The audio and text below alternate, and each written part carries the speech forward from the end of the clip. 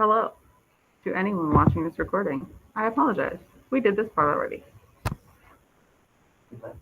It's review. Yeah, as Derek said, we left you behind.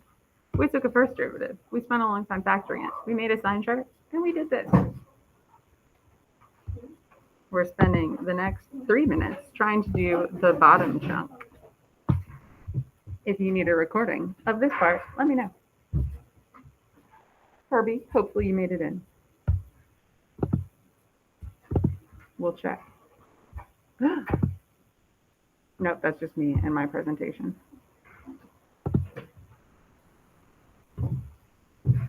All right, I'm gonna make myself a date.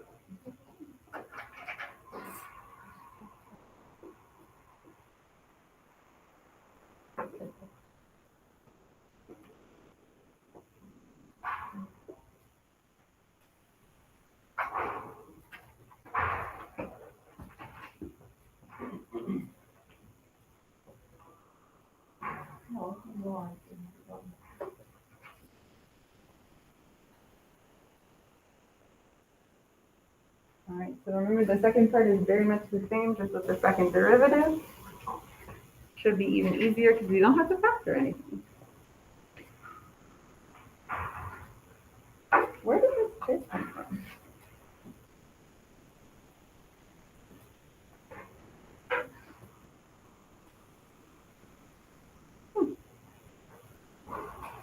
Interesting.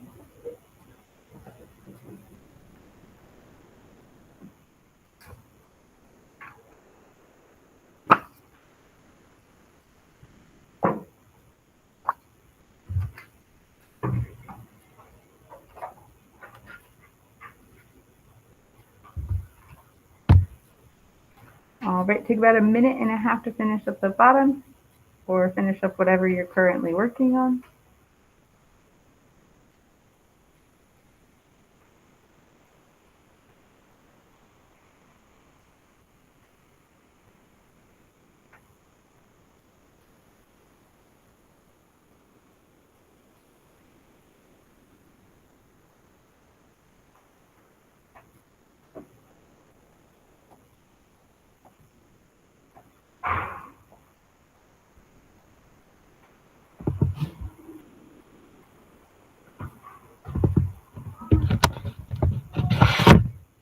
Oh no, I feel so bad that I said I was going to have the meat open on it. What a terrible lady.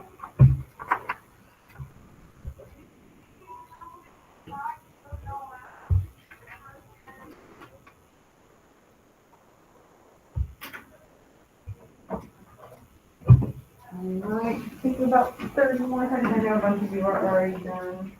You just fill in. How did we feel about the possible plan and selection? Our favorite number ever? Team Martin.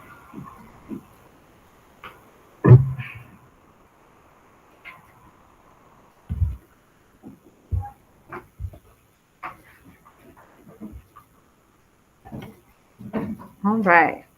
Let's go ahead and review the second part of this. So this first chunk of stuff, we were all talking about the first derivative because we saw words like increasing, decreasing, critical number, relative max, relative min. For the bottom part, you should have taken a second derivative. Yours has that typo corrected. Mine does not. So I will in a second. All right. What was your second derivative? Anyone get one? 12x plus 5. Perfect. All right, I don't really need to factor here to set this equal to 0. I just need to subtract 5 and divide by 12. So our possible point of inflection, kind of the analog of our critical numbers for the second derivative, is this negative 5/12, which I will put on the sign chart.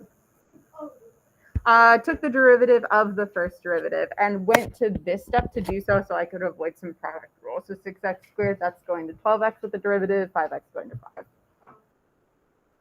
All right. Can I bug you guys for numbers to test again? What did you test on the left of negative 5/12? All right, you could do -1, -3. Some people might be getting to the point where I'm just like, it's something smaller than -5/12, so you don't have to test an actual number. Either way, you're going to get something that is negative. I like -1 because then you can just do -12 plus 5. Anyone test something on this side? All right, x equals 0. If I can do it, it's always a great number to test. That's just 5, so we're positive. All right, concave up. All right, -5/12 to infinity. I know I'm supposed to soft bracket infinity. What's the correct soft bracket for all of our concavity? And why did we choose that? I'm going to add second primes to all of mine. Why did we choose that interval of time? F double prime is greater than 0. Perfect. So I could say greater than 0. I could also say is positive. Either one works for me. Concave down, is that the other interval then? All right. And we're choosing that because F double prime is less than 0. And then do we have a point of inflection? Perfect. And why is that? Perfect. F double prime changes signs. One of the biggest mistakes I see every year is people want to just say F double prime equals 0 for the points of inflection. My BC students get that wrong every single year. So just make sure you're actually looking for that change in sign. If you can do all of this, then you're remembering most of the stuff that you need to remember from before break. That kind of grabs pretty much everything that you need to remember from before break. So if this minus the factoring was feeling pretty darn easy to you, you're in a really good spot. So thank you for having the memories to remember stuff from before winter break. I hate breaking stuff over the break, but that looks pretty good. So what we're going to do today is we're going to find a different way to find these two pieces of information, relative max and relative min. The test that we're going to use is called the second derivative test, though. So it's a little bit of a weird test because we're going to be using the second derivative to find things that we normally find using the first derivative. So this is going to be, is anyone getting tired of sign charts at this point? Or you're like, no, I kind of like them. It's going to be a kind of an alternative way to do this to find those two pieces of information. When I say alternative, that's kind of a good thing. So if you're like, I'm a fan of sign charts, I like this process, I get it. The stuff that we're going to be doing today, you don't really need to use. There is one very specific question where I can force you to use this test. So we're going to do one of those as well. So we're literally going to do 3 examples of this. I'll do one that's basic. You'll do one that's basic. And then we'll do the question where I can force you to use it. And that will be the entirety of our notes. What time is it? 11:52. Do you guys want an early break? Early short break? Or you want to just roll through? Let's do it. All right. There's only 3 questions.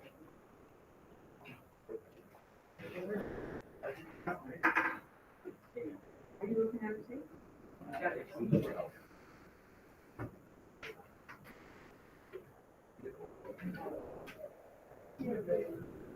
Also, I think we're really far ahead.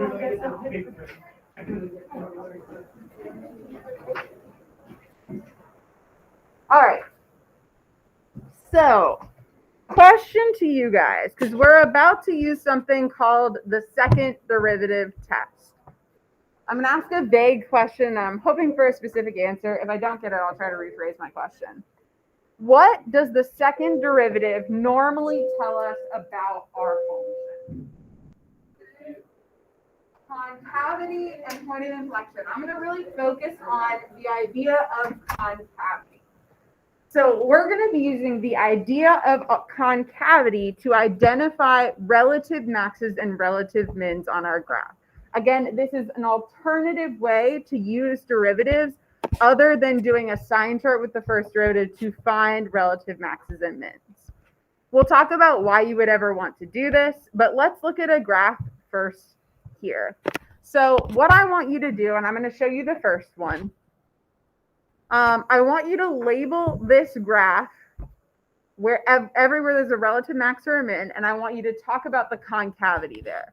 So this point here, would you consider that to be a relative max or a relative min? All right. that graph at that point, is it concave up like a cup or concave down like a frown?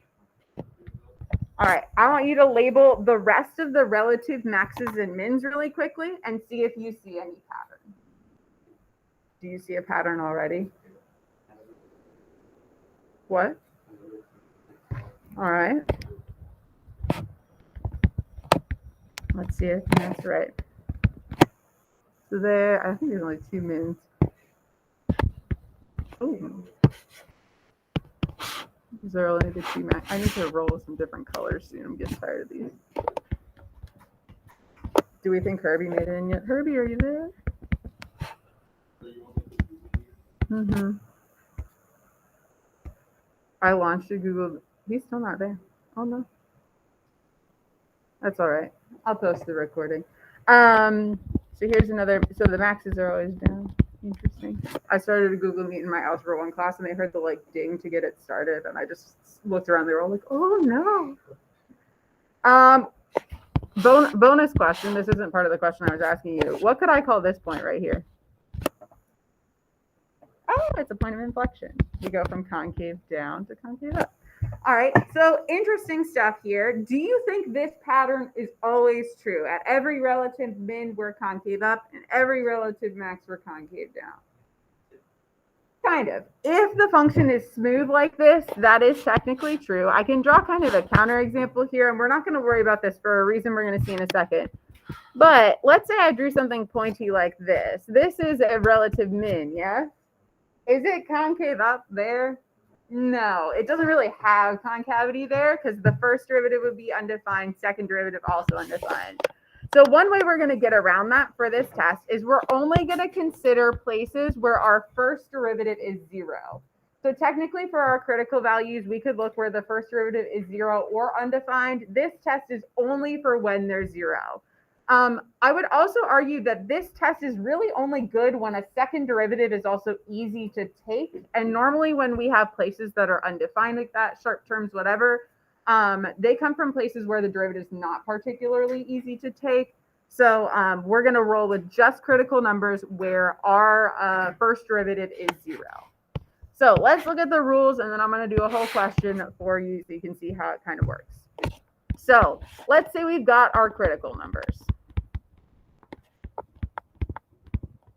What we're going to do is we're going to take our first derivative, set it equal to 0, find those critical values like normal. Then we're going to plug in those critical values to the second derivative. If the second derivative is positive, that means my graph was concave up. If I have a flat slope on something concave up, I have to be at the bottom. I actually like using my shoulders and arms for this because I think it makes sense.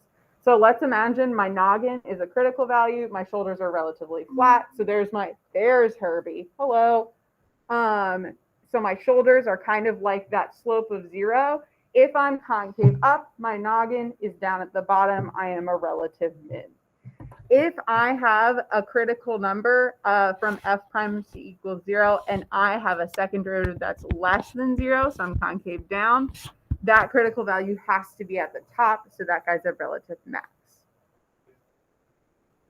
Yeah, so it's a little bit weird there. So you'll notice I'm going to draw these little pictures for myself pretty much every time I do this question because it does feel a little bit backwards.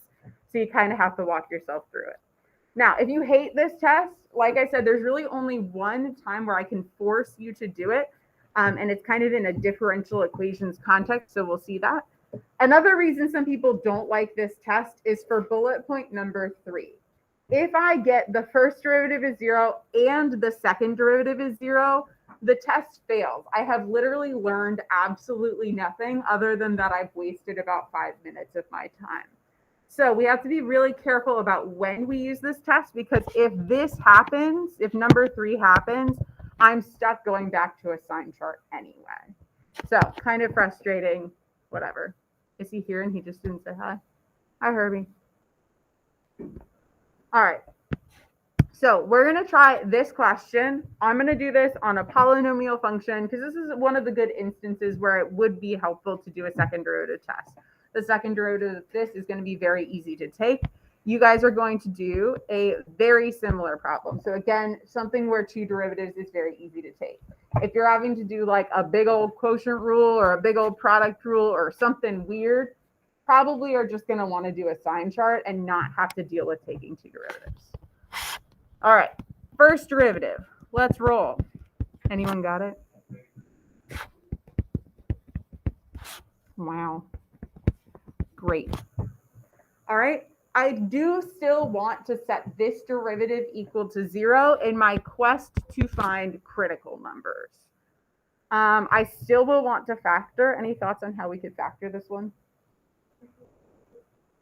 We could take 6x out. I'm personally going to take that negative as well because it makes me uncomfortable. I'll be left with x and minus 1, I think. Setting the negative 6x equal to 0, I'm going to get a critical number of 0. Setting x minus 1 equal to 0, I'm getting a critical number of 1. So same process there.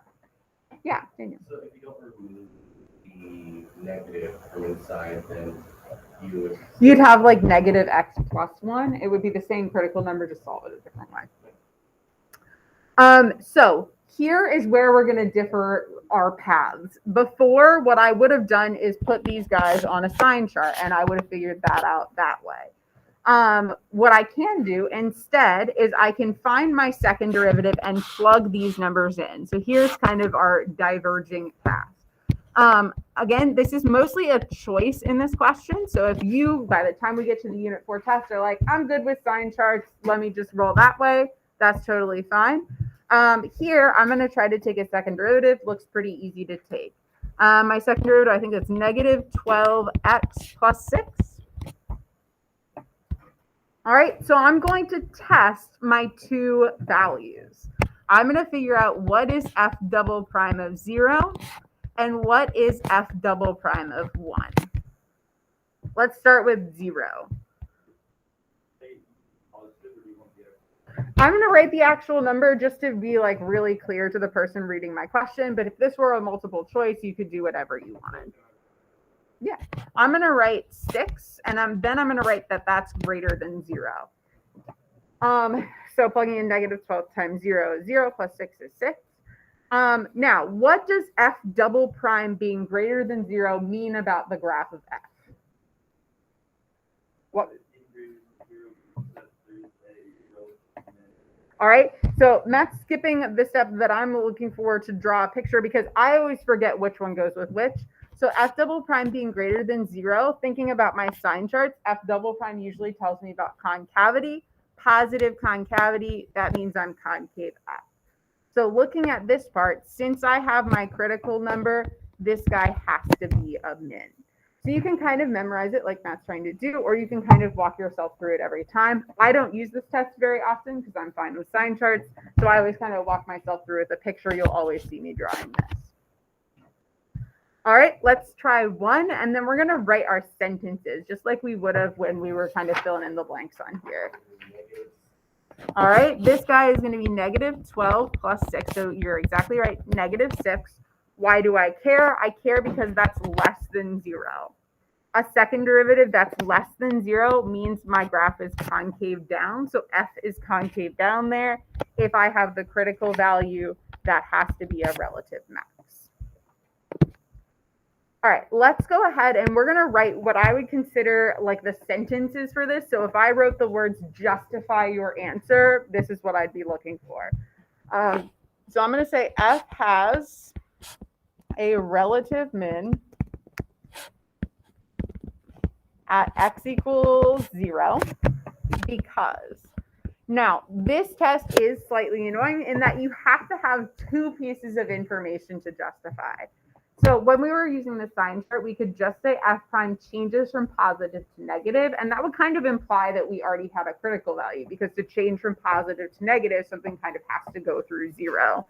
Here, we have to say because f prime of 0 equals 0, that establishes that I was at a critical value, and f double prime of 0 is greater than 0.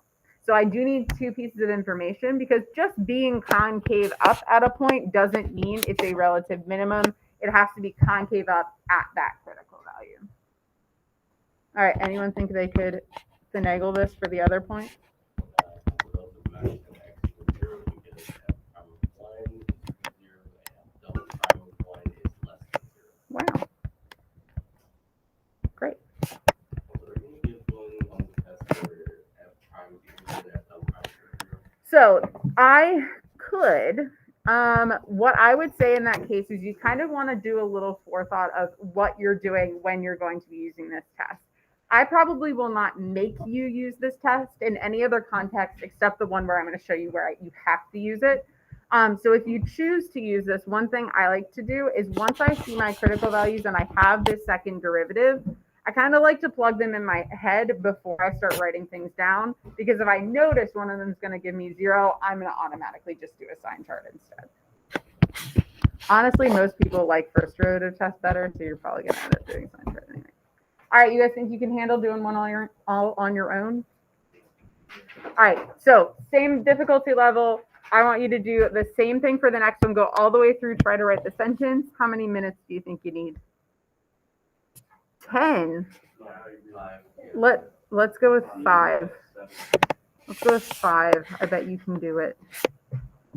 It's the only problem you have to do all the way through today, and the factoring isn't even hard.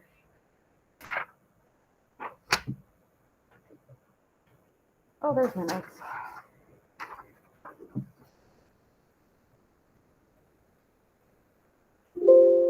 Oh, no.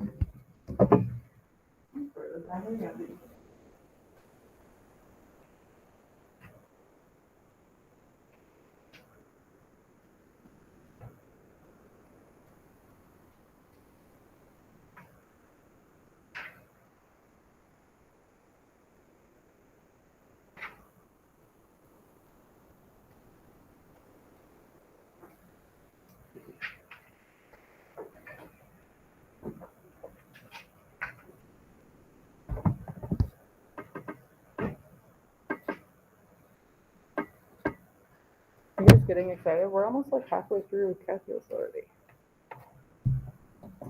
So fun. Probably not.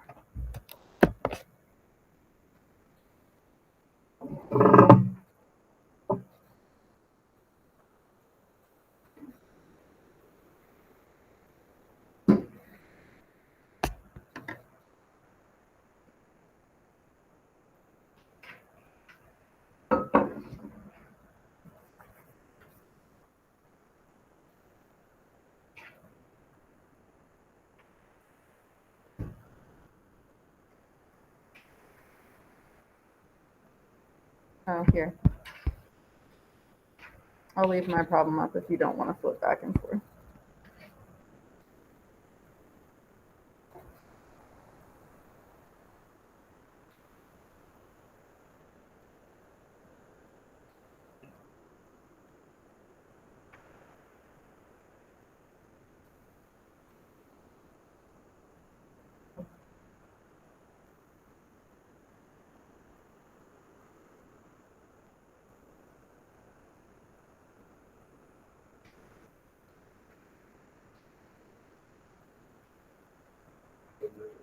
Mm-hmm.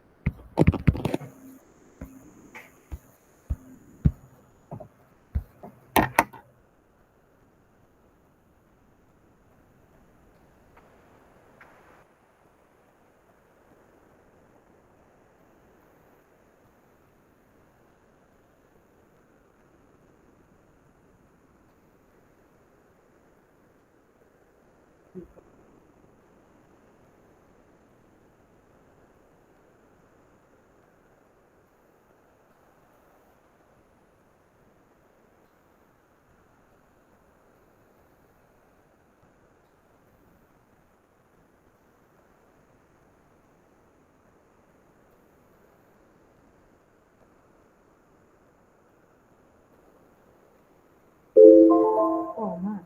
Did anyone get done already? No? All right, check my work so far. I got a first derivative of 3x squared minus 6x, which I factored and set equal to 0. Critical numbers, x equals 0, x equals 2. Those good? All right, I was about to plug those into my second derivative. I got that was 6x minus 6. So g double prime of 0, negative 6. G double prime of 2, that's 12 minus 6, or 6. All right, why do I care that g double prime of 0 is less than 6? Or is negative 6? Because it's less than 0. What does that mean? All right, it's going to be a relative max because g would be concave down there. So I have a relative max. Let's go ahead and write a sentence. I'm going to say g has a relative max at x equals 0, y.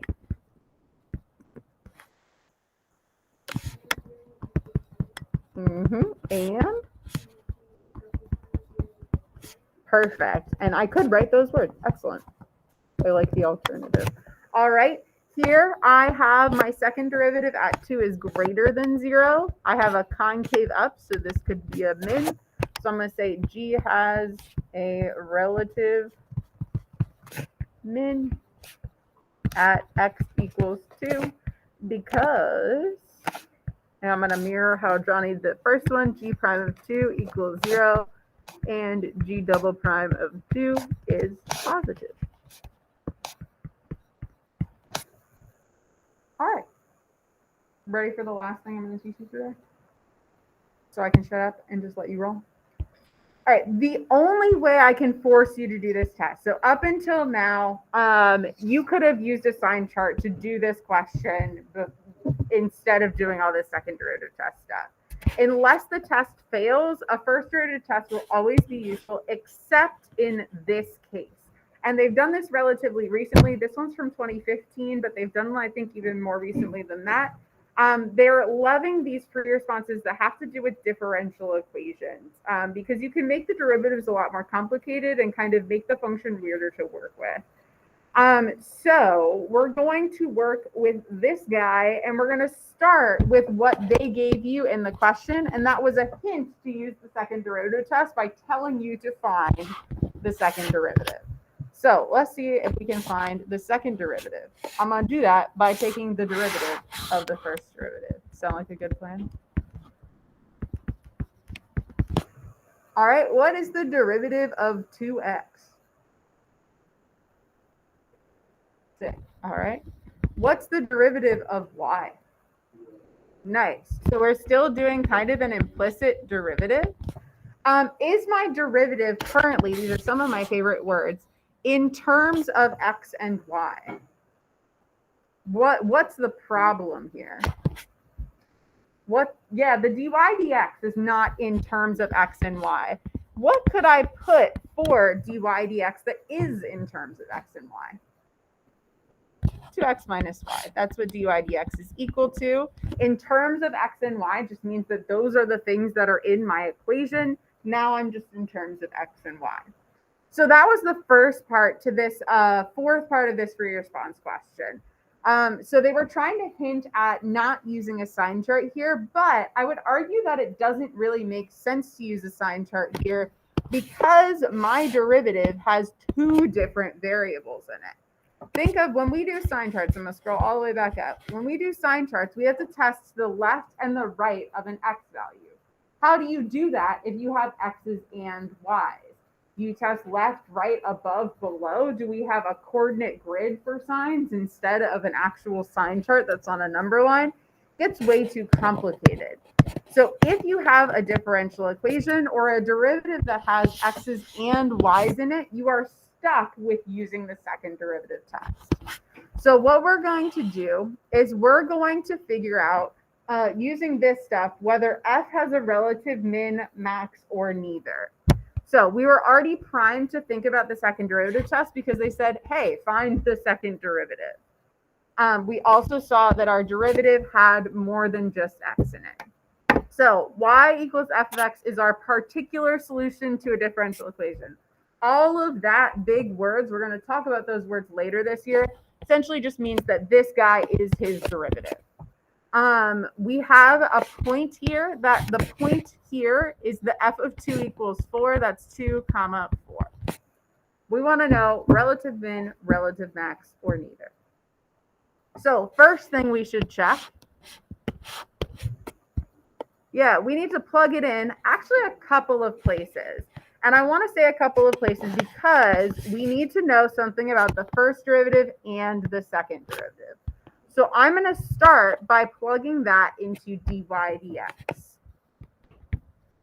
If you're a notation junkie like me, the way you plug into dy dx is you have a vertical bar, kind of read that as such that. So we've got dy dx such that we're at the point 2 comma 4. And we're going to plug in 2 times 2 minus 4. I get 4 minus 4 or 0. What did I learn by figuring out that the first derivative was equal to 0 at this point? What does the first derivative being 0 mean? We're not doing second derivative yet. It means I can keep going because this point is what on the graph of f? Yeah, say that louder. A critical number. F has a critical number here. So we do have to check the first derivative. If we got anything other than the number 0 for our first derivative, we'd be done. We would say neither, which actually this year, I think I changed this point. This year, it wasn't 0. So you were just like neither because it's not a critical value there. My pen is done. All right. Now we're going to go and plug into the second derivative. I'm going to use the same notation. Bathroom party. All right. I'm going to plug in to the 2 minus 2 times 2 minus 4. A reminder, this was our dy dx, so we already established that was 0, but we can see it's 0 again. So I get the number 2. Why do I care about the number 2? Positive. So what does that mean about my graph of y? I will have a relative min because my graph of y is going to be concave up. Here we see the words justify your answer, so we do want to write a sentence. So I'm going to say f, but remember f and y are the same thing right here. They established that at the beginning. Has a relative, what did we say, minimum at 2 comma 4 because dy dx was 0 and my second derivative was greater than 0 at 2 comma 4. And that's the only way I can force you to use this test. So you can bet you're going to see one on the unit test. So I can make sure you know. I could also give you very, very discrete pieces of information about the graph and not really give you a function. But if you're just sick and tired of sign charts, or maybe you only have one critical number and a really easy second derivative, can be a choice that you make. All right. So what I would like you guys to do, you have a lot of time left in class, and I have nothing that I would still like to teach you. So let me give you one thing that you have to do and then one thing that you should do. I'm going to fix some of these dates because I think I didn't fix them from the snow dates yet. So I'm going to make sure those are updated in a second. Just so you know, we did mean value theorem. Today is second derivative test. Next class, we're going to do something called curve sketching, which is super easy. It's essentially giving you some information about the graph. So giving you something like this in a chart, like all the stuff we found, and asking you to draw a picture of the curve. And then we're going to talk a lot about calculator info. This is going to be a really good way to review a lot of the stuff that we've done here, but maybe looking at a graph of some things. If you have your own calculator, you're welcome to bring it, but I'll have all of the 83s back there that we can play with. Then hopefully we'll get to optimization, which is like doing all of this maxes and min stuff with word problems. I do want to preserve a full review day, and I do want to get this test in on second quarter. So if we happen to have more snow, just to update you, this section, the optimization may get moved into our next unit because the next unit's really short. It's just collecting some weird derivative things we haven't done yet. But we will definitely be doing curve sketching and calculator stuff before we test. So I'll update these due dates and stuff, all these dates while you guys are working. What I would like you to do for your notes check today is I would like you to take the paper that we worked on at the beginning of class, and I want you to essentially reprove that the relative max and the relative min are where they are using the second derivative test. If you want, you can do it on the back there. So what I'm looking for when I grade this is I'm looking for like 2 sentences like these ones that justify why the relative max is at x equals -3 and the relative min is at x equals 2/3. If you think you know what you're supposed to do, can you just give me a thumbs up if you think you know what those directions are? All right, if you don't, call me over. That's the only thing I need before the end of class is this paper with on the back your justification with the second derivative test. If you get done early, which you probably will because we have about 30 minutes of class left, what should you do next? If you have other notes checks to correct, you could do that. I see it out on a lot of people's desks. Problem set. I will give you up to what number you can do as well. So I'm going to update these dates and give you some new stuff to work on. All right, 24, 20. Yeah, these are wrong.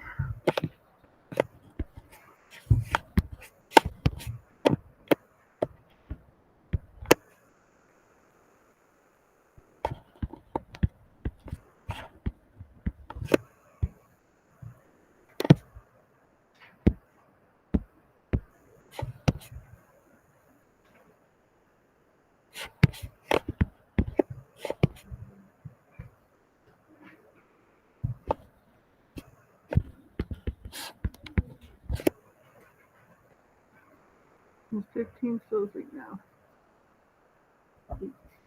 Oh, that's right. We have a 3-day weekend. Yay! Yeah. Martin Luther King. I forgot to. I want to write a petition that says on the week back from a break, you can't have a full 5-day week. I know we didn't last week, but it was nice.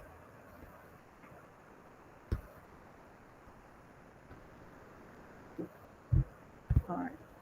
So there's that. And then looking at the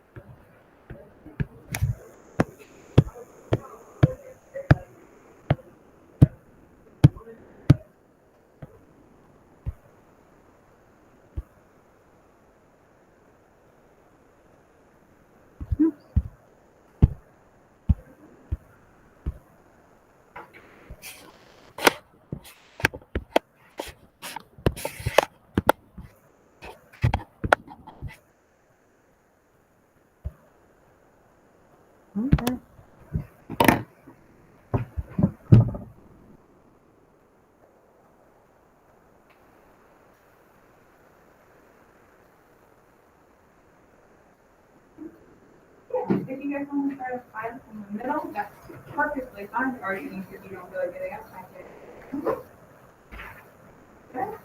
Then I would use some of this extra time to work on your problem set. The dates are updated on the board. You can do everything. Numbers 1 through 13 I've explicitly taught you. If you're pretty calculator savvy, you could probably do the ones, I think there's 4 of them after this that are labeled calc. You definitely can't do the last 3 questions because they're not.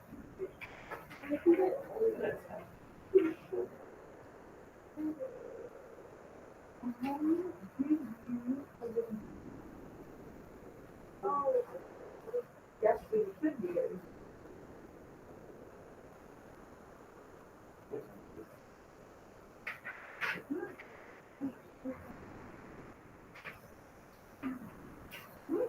This is an excellent.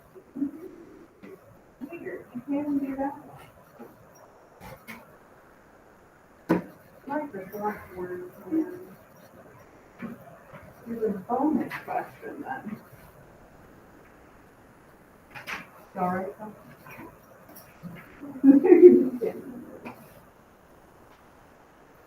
Also, start considering our quarter is ending in about what, 2.5 weeks? Is that it? So start looking at what do you guys call it? Student view, making sure you're not missing anything. I'll probably cut the notes checks about a week early to make sure you can make corrections. But if you're missing any assignments, quizzes, tests, things like that,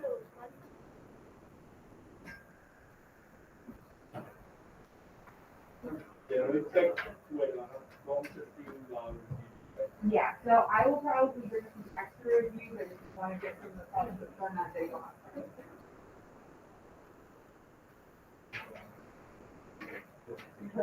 Yeah. But now I. Yeah, the quiz is definitely a lot. Yeah. Good.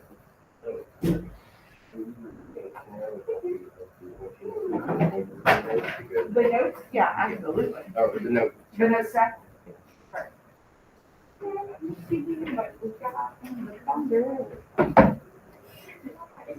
Right. And it says I'm missing the 3 problem sets. Oh, I think that might be the one you turned in Yes. later, so I think I graded it. I think it's on my, I have like a spreadsheet of all the grades, so it just might not have transferred. I'm gonna do that last log today, so if it's not updated by the end of the school day, just shoot me an email to remind me. Yeah. I remember I got it and I graded it, I just might not have updated it in the textbook yet. That's fine. All right, so 3.2, Yes. all right, 3.2 for you. That's just general, so you'll remember. And you said 4.2? Yes.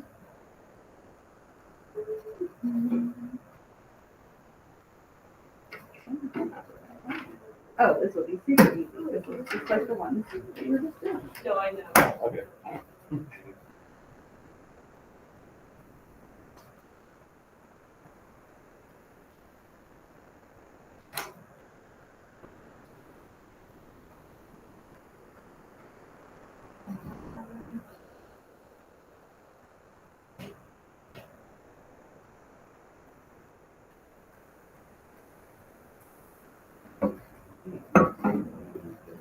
It probably looks very similar.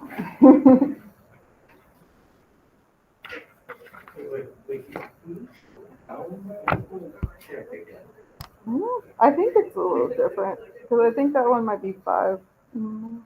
Where did it go? Where did it? That's slightly different.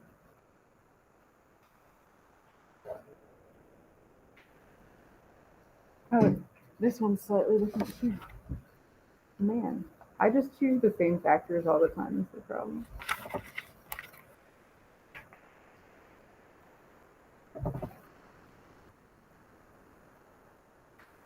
How's everyone doing as we get to the end of the quarter? Always a stressful time. Everyone just hanging out, not doing problem set stuff. I do have an answer key if you would like to check anything. Oh, I haven't done my whole answer key then. Yes.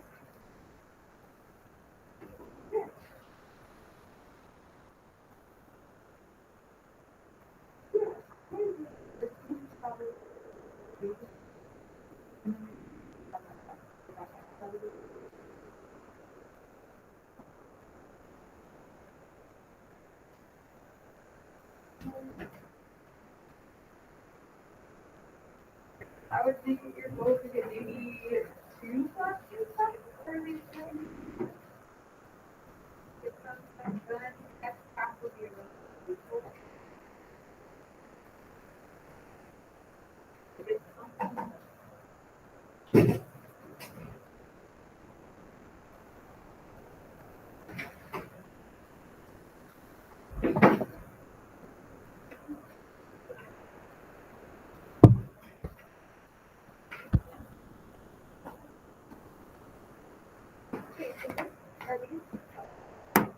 What?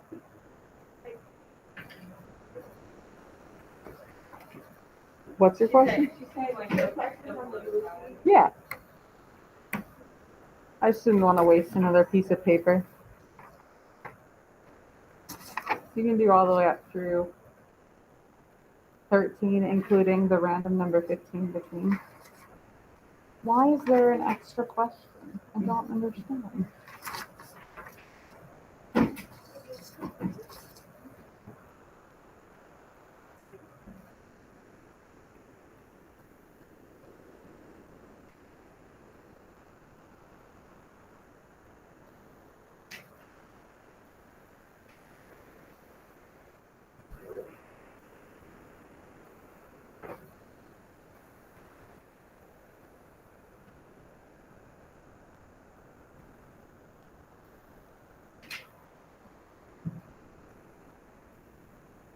That makes the extra 15 a bonus question.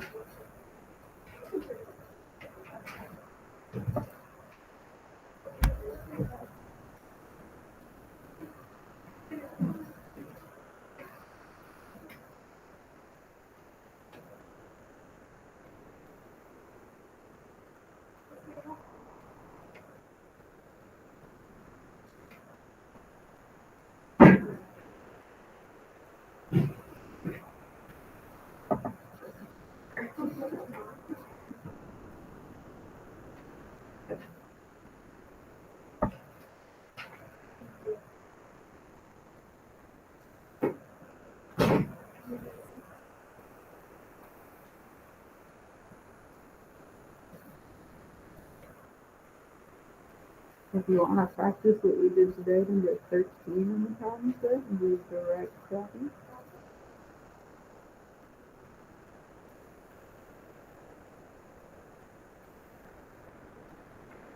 Did I factor that wrong? Oh, you guys know 3 times 9 is 24.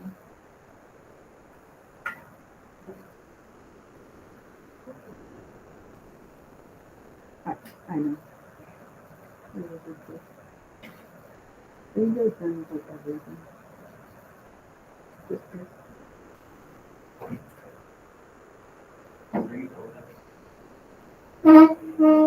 Do you want a challenge question?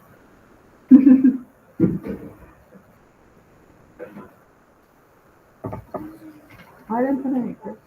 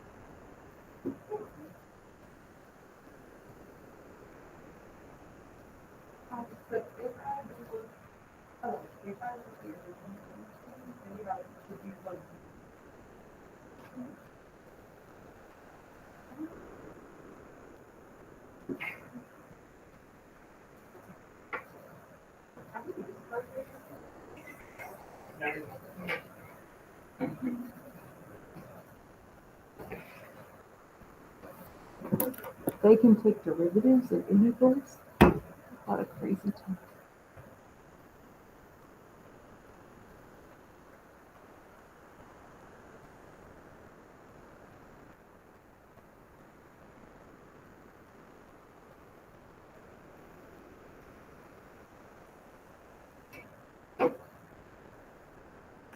No.